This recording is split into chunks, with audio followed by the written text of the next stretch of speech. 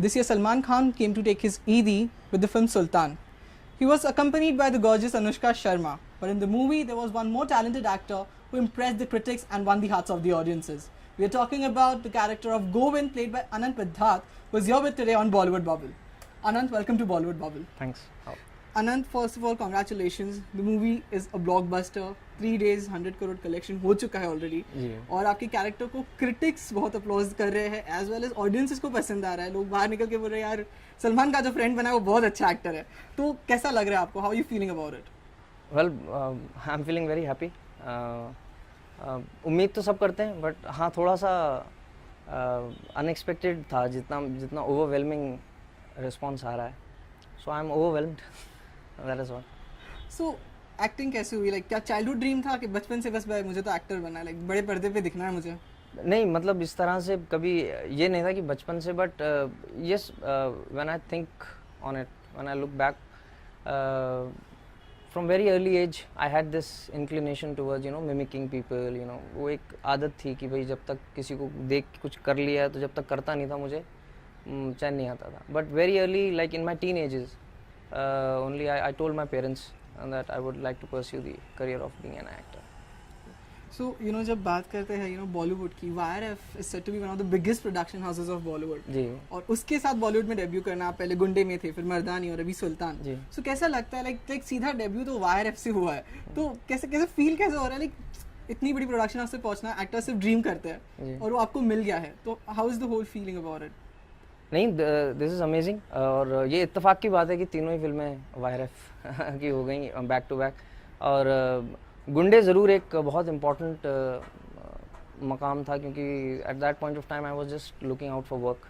And when I play the audition of Gunday, I was it seem to be a very big thing. और to be introduced by YRF is in itself a very very big thing. Many people dream of that. But हाँ, लेकिन कभी ऐसा नहीं हुआ कि कभी मुझे ऐसा लगा कि अरे यार कोई मतलब वो एक चीज़ थी कि लग रहा था कि भाई हाँ चल रहा है. बट ये सुल्तान का रिस्पांस बहुत कमाल हो गया. और बात करते हैं लाइक मर्दानी की, उसमें भी सनी कटियाल का रोल किया था, लोगों ने बहुत पसंद किया था. और सुल्तान में वो जो आपका जो रोल है वो टोटली ऑपोजिट है जो आपकी मूवी में था. और मर्दानी में थोड़ा सा नेगेटिव भी था, ग्रे कैरेक्टर भी था आपका. तो लाइक जैसे नेगेटिव कैरेक्टर से एक हीरो का दोस्त बनना, like being in the movie like positive character, तो आप क्या एंजॉय करते हैं, एक नेगेटिव कैरेक्टर करना कि पॉजिटिव कैरेक्टर करना? नहीं, ये नेगेटिव और पॉजिटिव की बात नहीं है. The only thing is that if the character is well sketched out and if the director knows कि उसको क्या चाहिए, the director should be in love with that character. और वो कैरेक्टर जो है वो स्क्रीन प्ले में उसका योगदान होना बहुत ज़रूरी है. चाहे वो स्क्रीन प्ले में जो भी motto of the screenplay है, मोटो ऑफ द हीरो है या मोटो ऑफ द स्टोरी है, या तो उसे मुकम्मल करने में कोई बहुत अहम योगदान दे, या फिर उसको रोकने में बहुत बड़ी अड़चन हो. जब तक आप स्क्रीन प्ले में कोई भी, चाहे आप छोटी सी की ही है, एक पॉइंट पे जहाँ पर यार अब कुछ आगे रास्ता नहीं, और एक छोटी सी की देकर आप चले ही जाते हैं, और ये 5 मिनट का ही रोल है. ये रोल इंपॉर्टेंट है क्योंकि लोगों को याद रहेगा. अगर सीनिक रोल है जिसके अंदर सीन्स 6 होंगे तो भी उतना ही इफेक्ट आएगा, 1 होगा तो भी वही इफेक्ट आएगा, उसका कोई मतलब नहीं है. So the point is that character can be grey, can be white, can be any shade, but the point is that it should have an impact और any some sort of contribution towards the screenplay. If it's a screenplay character, then it is worthwhile. Co-stars की भी बात करें अगर हम, तो आप बहुत लकी रहे यार. मैं देख रहा हूँ लाइक रानी मुखर्जी, फिर सलमान खान, अनुष्का शर्मा. तो कैसा रहता है लाइक इन सुपरस्टार्स के साथ काम करना, स्पेशली रानी और सलमान दोनों बहुत ही सीनियर है आपसे, तो कैसा रहा आपका दोनों के साथ एक्सपीरियंस काम करने में? वेल, मेरा तो बहुत कमाल का एक्सपीरियंस रहा दोनों के साथ ही.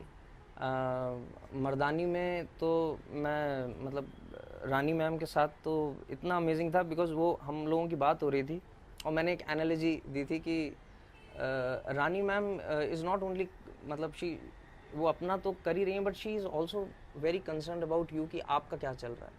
And she really contributes and she is a wonderful को एक्टर.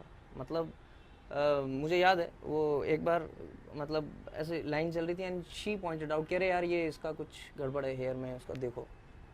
एंड मतलब ये एक छोटी सी बात है, और उससे भी बड़ी बात मतलब she really contributes in your performance. और मैं बहुत मूव हुआ था. मैं I was really honoured to be with हर.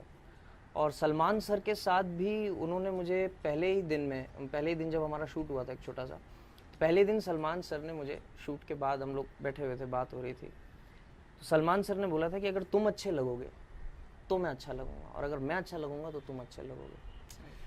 तो अंदर आने से पहले, इंडस्ट्री में आने से पहले, फिल्म की शूट शुरू होने से पहले, you know, one has so many ideas कि पता नहीं क्या होने वाला है, कैसा होगा। But when I met them and when they talk to me, और तो आपका एज अ न्यू कमर, एकदम एज अ को एक्टर, आपका ना थोड़ा हल्का सा हो जाता है सब मन, आपको लगता है कि अरे यार ये तो इतनी बड़ी बात पहले से ही उन्होंने अपनी तरफ से कह दी, तो फिर then the selling becomes smooth. Right. तो जब आपको पहले ऑफर की गई होगी Sultan, like when you would have been offered the movie, थोड़ा like what was your reaction? Like खुशी से कूद पड़े थे, लाइक क्या था आपका reaction? What was the first reaction when Ali Abbas Zafar told you कि भाई सुल्तान में इतना पिवटल रोल है तेरा?